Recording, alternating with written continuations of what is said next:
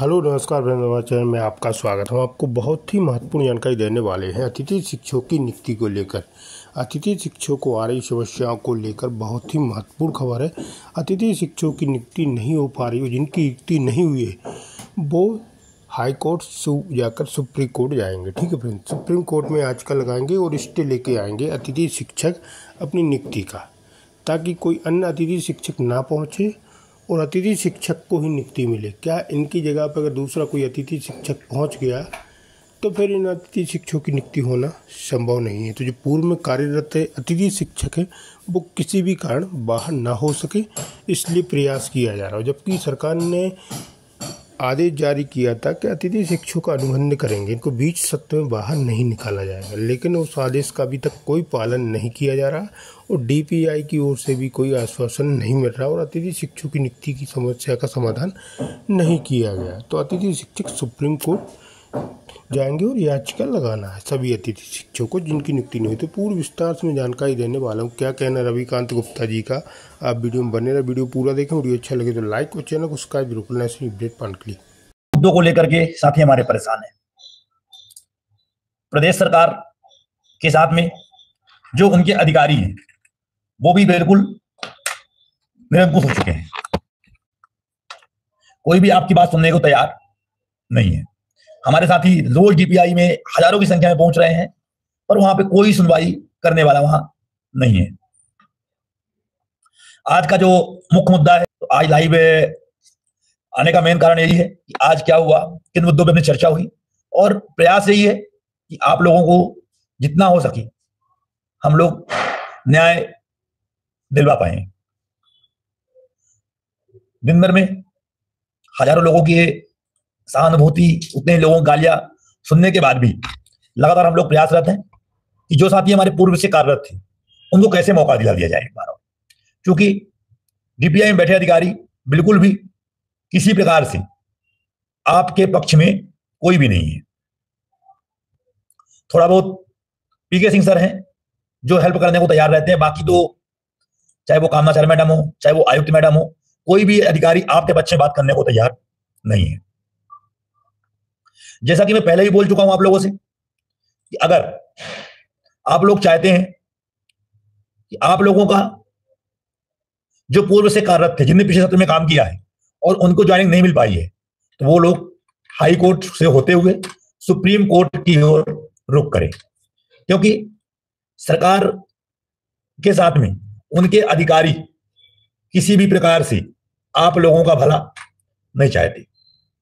आज आप लोगों ने आदेश देख ही लिया है कि खुद डीपीआई आदेश जारी करती है कि इनको ज्वाइन कराओ, और खुद फिर वो लिख के देती है कि नहीं, जहां पर खाली है उनको ही स्कूलों में ज्वाइन करवाया जाए।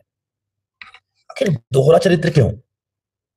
पहले तो आप पूरे साल ट्रांसफर प्रमोशन में उलझा के रखते हो और स्कूल भी अलॉट करते हो जिसमें आपको खुद नहीं पता कि हम किसको अलॉट कर रहे हैं, किसको अलॉट नहीं कर रहे हैं। अंतिम में क्या हुआ कि सब परेशान है, अधिकारी वर्ग, प्रिंसिपल, डीओ, साथ में प्रीमियम प्रो डाउनलोड हमारे साथी तो परेशान है ही कि आखिर क्या किया जाए।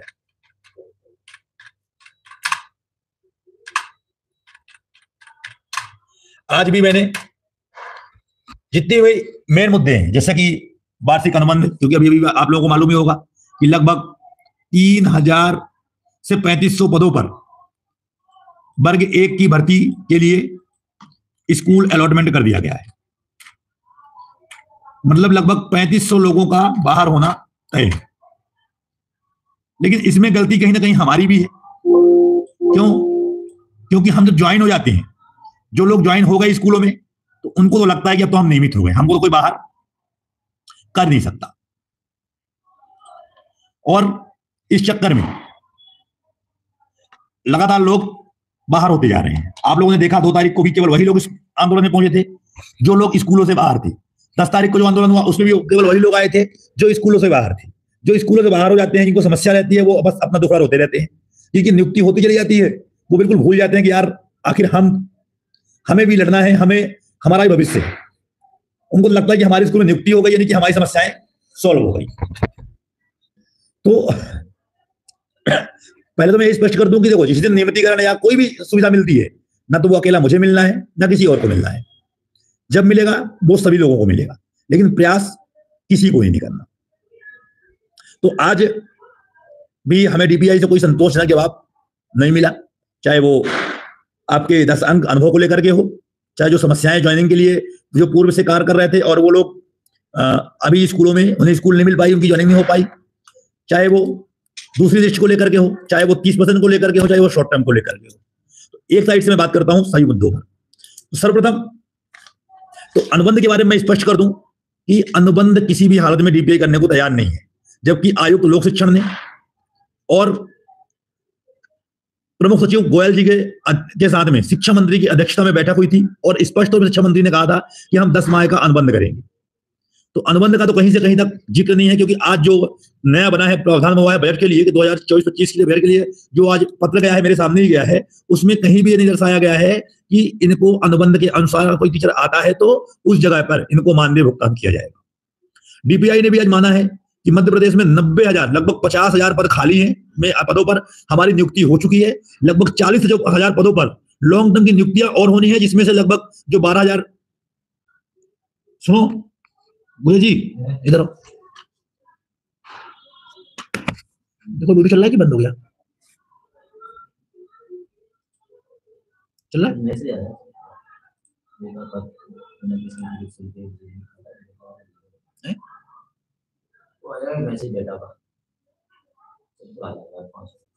ठीक है। तो क्या बात कर रहा था, अनुभव के संबंध में कोई भी डीपीआई करने को तैयार नहीं है। लगभग 50,000 साथी हमारे लोगों की नियुक्ति हुई थी, 58,000 नियुक्ति हुई थी, जिसमें 10,000 लोग एचसीएस से बाहर हुए हैं, लगभग 3,000 लोग अभी वर्ग 1 की भर्ती से बाहर होंगे और वो डिजर्व भी करते हैं, क्योंकि जब उन्हें बुलाओ तो जब नियुक्ति की बात तो वो बिल्कुल प्रधानमंत्री बन जाते हैं। बोलना नहीं चाहिए पर बोलना पड़ता है। और इसके अलावा 40,000 पदों पर भर्ती प्रस्तावित है, जिसमें से लगभग 12 से 15,000 पदों पर स्कूल अलॉटमेंट किए गए थे। 12 से 15,000 लोगों को 30,000 स्कूल अलॉटमेंट की गई थी, मतलब किसी को 2 स्कूल है, किसी को 3 स्कूल है, किसी को 4 स्कूलें भी मिल गई थी। तो उन लोगों को सेकंड काउंसलिंग जो होगी उसमें भरे जाएंगे। मतलब कुल मिला के 90,000 पद लॉन्ग टर्म के और लगभग 3,500 पद शॉर्ट टर्म के आगामी दिनों के अंदर, मतलब 15 नवंबर के पहले पहले सबकी नियुक्ति कर दी जाएगी। क्योंकि डीपीआई को फर्क नहीं पड़ता, बच्चे पढ़े ना पढ़े, उनको साल भर अपने मन का कार्य करना है, ट्रांसफर, प्रमोशन, उच्च प्रभार, अधिशेष जो भी करना है उसको 20 सत्र में ही करना है, चाहे पढ़ाई हो चाहे भाड़ में जाए, उनसे मतलब नहीं। यही चल रहा है। और आगे भी अभी ट्रांसफर नीति आने वाली है, 2 या 3 तारीख से ट्रांसफर नीति शुरू होने वाली है, तो उसमें भी बहुत सारे लोग प्रभावित होंगे निश्चित तौर पर। 30% का जो आदेश जारी हुआ है, डीपीआई उसे सही ना तो सही मान रहा है ना गलत मान रहा है। उनका कहना है कि जो ज्वाइन करवा ले, हमें कोई दिक्कत नहीं है, जो ना तो हम उसे मना करेंगे और ना ही हम उसे सही बोलेंगे। शॉर्ट टर्म वालों के लिए कहा गया है कि शॉर्ट टर्म की नियुक्ति 100% होगी, लेकिन शॉर्ट टर्म की नियुक्ति उन्हीं की होगी जो शॉर्ट टर्म में वाले थे। जो पद शॉर्ट टर्म के हैं केवल उनकी ही नियुक्ति शॉर्ट टर्म में होगी, बाकी जो शॉर्ट टर्म के पद लॉन्ग टर्म में चले गए हैं उन पदों पर हम नियुक्ति नहीं कर पाएंगे, या जो पद जानबूझ के शॉर्ट टर्म में कर दिए गए हैं उनकी नियुक्ति नहीं हो पाएगी। तो लेकिन जो क्लियर है कि शॉर्ट टर्म के पद थे उन पदों पर शॉर्ट टर्म की नियुक्ति होगी, ये 100% है। और अब जब अगली सूची जारी होगी उसके पहले प्रयास है कि चॉइस फिलिंग का मौका भी दिया जाए। हमने आज बार बार इस बात का आग्रह किया, तो उनका कहना यह है कि लोग जो बाहर हुए हैं उनके आप आवेदन मंगवा लीजिए, कितने लोग बाहर हुए। एक्चुअल पे तो उनके पास भी डाटा नहीं है कितने लोग बाहर हुए हैं, पर मैंने उनको डाटा दिया है कि लगभग 10,000 लोग अधिशेष से और लगभग 3,000 लोग वर्ग 1 की भर्ती से बाहर हुए हैं। तो प्रयास है कि सेकंड राउंड में उनको दोबारा स्कूल चॉइस फिलिंग करने के बाद स्कूल अलॉटमेंट हो जाए। मानदेय भुगतान को लेकर के भी आज हमने कहा कि जो पूर्व से जिनका मानदेय भुगतान नहीं हुआ है उसके लिए जल्द ही बजट अलॉटमेंट हो जाएगा। मतलब पूर्व सत्र 23-24 जिनका मानदेय भुगतान नहीं हुआ, जनवरी फरवरी या मार्च अप्रैल का, तो उनका मानदेय भुगतान के लिए भी 1-2 दिन के अंदर अंदर बजट अलॉटमेंट कर दिया जाएगा। जो बजट अभी अलॉटमेंट हुआ है वो बजट केवल वर्तमान सत्र के लिए जो कार्यरत साथी हैं उनके लिए ही अलॉटमेंट हुआ है। और इसके बाद अभी डीपीआई से बजट जारी होने वाला है, जिसमें पूर्व सत्र से कार्यरत जो पिछले वर्ष काम किया था और उनको स्कूल उनके प्रिंसिपलों ने मानदेय भुगतान नहीं किया था, उन जिन प्रिंसिपल या जिन डीओ ने मांग की है राशि की, उनके कल या परसों में बजट अलॉटमेंट कर दिया जाएगा कि इनका पूर्व मानदेय भुगतान भी कर दिया जाए। 25 अक्टूबर तक आप लोगों को इस पद की जो बल्कि 30 तक बढ़ेगा, डेट बढ़ाई जाएगी क्योंकि समस्याएं बहुत सारी हो रही है, ज्वाइनिंग नहीं हो पा रही है। तो ये माने चलिए कि ये दीपावली तक जो अभी लिस्ट जारी हुई है उनकी ज्वाइनिंग होगी। और दीपावली के उपरांत 1 या 2 दिन के लिए चॉइस फिलिंग के लिए मौका दिलवाने का मैं प्रयास कर रहा हूँ कि 1-2 दिन के लिए चॉइस फिलिंग मिल जाए और इसके बाद अलॉटमेंट जारी कर दिया जाए, जिससे 10 नवंबर के अंदर अंदर सभी लोगों को स्कूलें मिल जाए। प्रयास यही है कि जो 10 नंबर कहा गया था वो 10 नंबर जोड़कर ही अब स्कूल अलॉटमेंट हो, जिससे हमारा पूर्व से कार्यरत साथी को लाभ मिल सके। तो प्रयास हमारा यही है कि जो हमारे अनुभवी साथी हैं वो किसी प्रकार से बाहर ना हो, और जो बाहर हो गए हैं उनको दोबारा सिस्टम में कैसे लाया जाए। साथियों,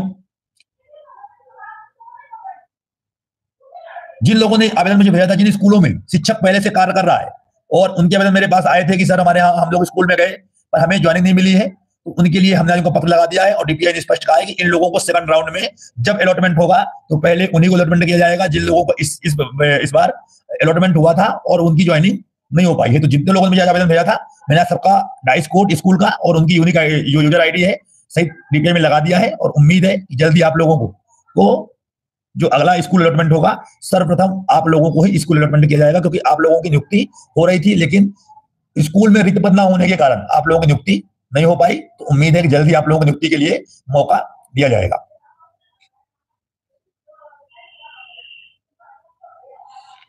चॉइस फिलिंग ओपन करवा रहे हैं, प्रयास ये है कि एक बार सबको चॉइस फिलिंग करने का मौका मिलना चाहिए। जिन लोगों को रिजेक्ट कर दिए सेकंड राउंड में मौका मिलेगा, और स्कूल खाली रहती है आप लोग आवेदन बना के भेज देंगे। मैं अभी कुछ टाइम उसके लिए मैं डाल भी दूंगा कि आवेदन कैसे लिखना है। खासतौर पे जो साथी हमारे पूर्व से कार्यरत थे, चाहे वो 30% में रहे हों, चाहे वो शॉर्ट टर्म में मतलब लॉन्ग टर्म की पद रहे हो, शॉर्ट टर्म कर दिया गया हो, चाहे वो उनका पैनल ऐड ना कर दिया गया हो, सुप्रीम कोर्ट की गाइडलाइन है कि अतिथि शिक्षक को अतिथि शिक्षक रिप्लेस नहीं कर सकता। इस बेस पे आप लोग कोर्ट जा सकते हैं, अभी भी समय है। 2-4 दिन के अंदर आपसी तालमेल बना करके कोई एक व्यक्ति मालिक बन जाए, और जो सहयोग हमारा होगा हम भी सहयोग कर देंगे। तो आप लोग स्वयं भोपाल मतलब मेरे माध्यम से नहीं, आप लोग खुद 150 लोगों की टीम बना लीजिए। 100 लोग भी इकट्ठा अगर हो जाते हो तो 5-5, 7-7 रुपए इकट्ठा करोगे तो आराम से सुप्रीम कोर्ट से जीत के आ जाओगे। और ये मेरी गारंटी है कि अगर सुप्रीम कोर्ट आप पहुंच गए तो आपको वहां से लाभ मिलना तय है। जितने लोग पुराने पिछले वर्ष में काम किए हो, इस सत्र में किसी भी कारण आपको नियुक्ति नहीं मिल पाई है, तो अभी भी आपके पास समय है दीपावली तक 2 से 4 दिन के अंदर इकट्ठा होकर के सब लोग सुप्रीम कोर्ट पहुंच जाइए। इसके लिए मैं भी अलग से एक वीडियो बना के डाल रहा हूं कुछ टाइम से सबके लिए अलग अलग से। तो उम्मीद करता हूं कि सब लोगों को नियुक्ति मिल पाएगी। अनुभव के बारे में, जिनका अनुभव के अंक नहीं मिले हैं, चाहे वो ट्राइबल के हों चाहे एजुकेशन के हों, जिनके अनुभव नहीं बन पाए हैं, उसके लिए मैं अभी अलग से वीडियो डाल रहा हूं। क्योंकि अब ये काम मेरा इंपॉर्टेंट यही है कि अब हमें अनुभव आप लोगों की नहीं बने हैं, क्योंकि अब नियुक्ति लगभग हो चुकी है, थोड़ी बहुत समस्याएं बनी है, तो उनको करवा करके अनुभव के लिए ही मैं लगूंगा और सब लोगों के अनुभव बन जाएंगे। अगले वर्ष इससे आप लोगों को अनुभव के अंक भी मिल पाए। जो समस्याएं हैं भाई, मैं फोन रिसीव नहीं कर पाता, मैं स्पष्ट बोल दूं, क्योंकि फोन रिसीव करना इतना आसान नहीं है। रात के 10:30 बज रहे हैं, 11 बज रहे हैं, पर फोन आना बंद नहीं हो रहा है, आप लोग देख लीजिए। और आप लोगों से एक अनुरोध और है, आज एक भाई का मैं डीपीआई में मुझे सर ने एक पत्र दिया, मैं नाम नहीं लेना चाहूंगा, ये हमारे भाई साहब बैतूल से हैं। पहली बात तो पत्र लिखना नहीं आता कि हम पत्र लिखे, बरगेट में पढ़ाते हैं भाई साहब हमारे। मैं बार बार बोल चुका हूं कि कभी अधिकारियों के सामने पत्र लेकर जाओ तो कम से कम ऐसा लिख के जाओ कि आप शिक्षक हो। मैं पढ़ के सुना रहा हूं, नाम नहीं दूंगा उनका। अतिथि शिक्षक भूगोल वर्ग 1 एक्सलेंस स्कूल प्रभात पट्टन डाइस कोर्ट में पूर्व सत्र 23-24 में कार्यरत था, लेकिन पोर्टल एरर के कारण ज्वाइन नहीं हो पा रही है। मतलब विषय भी लिखना है, प्रति में क्या लिखना है ये भी नहीं लिखा, और आवेदन अगर पढ़ा जाए इसमें तो इतनी गलतियां हैं, राशि को राशि, मतलब कई प्रकार से। साथ में लास्ट में उन्होंने डीपीआई को पैसे के लिए भी लिख दिया कि अगर मेरा काम हो जाता है तो मैं डीपीआई को सहयोग के लिए 5,000 रुपए दूंगा। भाई ऐसे आवेदन नहीं लिखे जाते। आप शिक्षक हो, शिक्षक की मर्यादा में, बल्कि ना आए तो आप खुद लिखवा करके दूसरों से ले जाएं, टाइप करवा लें, पर शब्दों का ध्यान रखें, पाई मात्रा का ध्यान रखें और स्पष्ट तौर पे समस्या लिखें। इस पत्र को पढ़ने के इतना हंस रहे थे यार डीपीआई में, और मुझे दिखाया, मैंने फोटो खींच लिया था, क्योंकि मैं इसको ओपन नहीं करना चाहता किसी व्यक्ति का पर्सनल किसी के बारे में, क्योंकि साथी तो आखिर हमारे ही हैं। तो आप लोगों से अनुरोध है कि जो भी डीपीआई जाओ कोई पत्र लेकर के थोड़ा साफ सुथरा और ढंग से पत्र बना के लेके जाओ। समस्या क्या है, सोल्यूशन क्या चाहिए, सिर्फ इतना लिखो। फालतू बातें लिखना जरूरी नहीं होता। बाकी आप लोग कुछ समझदार हैं, शिक्षक हैं, ज्यादा मैं क्या बोलूं। और सबको दीपावली के पहले पहले मानदेय भुगतान हो जाएगा, कोई भी टेंशन ना ले।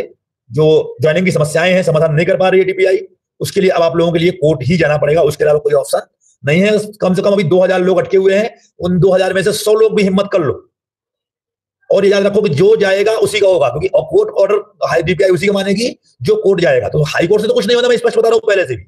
आपको सुप्रीम कोर्ट ही जाना पड़ेगा और सुप्रीम कोर्ट से ही सब कुछ होगा। तो ध्यान देकर के आप लोग पहुंच जाइए। जैसे कि खास तौर पे 30% वाले शॉर्ट टर्म वैकेंसी, जिनका शॉर्ट टर्म नहीं था, लॉन्ग टर्म था, लेकिन गलती शॉर्ट टर्म हो गया है, जो जिनके में लिख के आ रहा है कि आपका नाम मेरिट में ऐड नहीं किया गया, ये गलती आपकी नहीं, ये प्रिंसिपल गलती है। जिनके में लिखा गया है कि आप मेरिट सूची में नहीं आ रही है कि आपने पूर्व वर्ष में काम किया है, आपने पूरे सत्र काम किया लेकिन लिख के लगा आपने अप्रैल मई में काम नहीं किया। तो ऐसे लोग कम से कम 200 से 250 300 लोग मेरे संपर्क में हैं। और मैं किसी को बोलता नहीं हूं, क्योंकि मैं बोलूंगा तो फिर कुछ उसका लोग एक्स्ट्रा वो निकालते हैं। तो आप लोग एक किसी को मालिक बनाइए, और नहीं है कोई तो संपर्क करिए, मैं खुद आपके लिए लड़ने को तैयार हूं। इसमें कोई जिसको जो बोलना, खूब गाली खाता हूं, मुझे फर्क नहीं पड़ता। मुझे पता है कि अगर 100 लोग गाली देते हैं तो 1000 लोग तारीफ भी करते हैं, तो जिनका काम होता है वो खुश भी रहते हैं। बाकी लोगों का काम है, जिसका काम नहीं होगा वो गाली देगा, जिसका नहीं होगा उसका जिसका हो जाएगा वो कुछ नहीं करेगा। मानदेय पोर्टल जिसका नहीं चल रहा है, बाकी लोगों में लगभग चल रहा है। आज मेरे पास 25-30 आवेदन इस तरह के आए थे, वो सब 1-2 दिन के अंदर उनके सॉल्व हो जाएगी। जिनके नहीं चल पा रहे हैं वो भी लिख के आवेदन भेज दे। ध्यान रहे अपना डाई स्कोर, और आवेदन में डाई स्कोर स्कूल का, और साथ में यूजर आईडी, मतलब मोबाइल नंबर जो आपके स्कोर कार्ड में जरूर लिखें। तो ये भी आपका कार्य हो जाएगा। 1-2 दिन के अंदर इसको हम करवाने का प्रयास करेंगे कि जो भी मानदेय प्रॉब्लम चल रहा है वो हो जाए। बाकी जो प्रिंसिपल पद होते हुए ज्वाइन नहीं करा रहा, ये ध्यान रखना, इस बार मैं बिल्कुल वो नहीं छोड़ूंगा किसी भी प्रिंसिपल को। जिसने गलती की है सबके ऊपर कार्रवाई होगी। एक साइड से कार्रवाई होनी शुरू हो गई है। आज एक छतरपुर के प्रिंसिपल साहब थे, उन्होंने एक स्कोर कार्ड को सत्यापित किया है, और वो व्यक्ति अभी first year BEd first year में है, और उन्होंने स्कोर कार्ड सत्यापित करके उसको स्कूल भी अलॉटमेंट कर दी। कितना बड़ा फर्जीवाड़ा! अगर इस तरह जांच हो तो बहुत सारे लोग फर्जी निकल जाएंगे।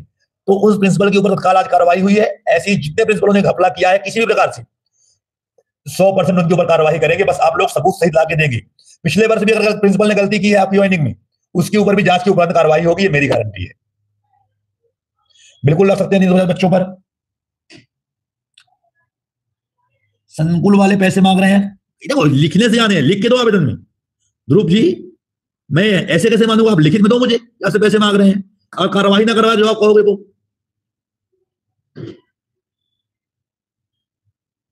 30% वाले जाके स्कूल में ज्वाइन करो, आपके स्कूल वाले करवा सकते हैं। यहाँ वाले कुछ मानने को तैयार नहीं है। वो कह रहे हैं ना तो मैं सही बोल रहा हूं ना मैं गलत बोल रहा हूं।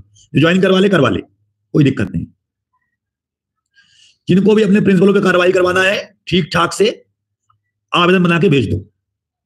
100% कार्रवाई करवाऊंगा, लेकिन विथ प्रूफ। सबूत होना चाहिए कि नहीं बस ऐसा हो जाए कि बस आप लिख के भेज दो, बाद में मैं लगा दूं पत्र और मालूम पड़ेगी कुछ भी नहीं हुआ। तो विथ प्रूफ चाहिए हमें कि क्या मांग रहे हैं, कैसे मांग रहे हैं, काय के लिए मांग रहे हैं, जरूर ध्यान रखना।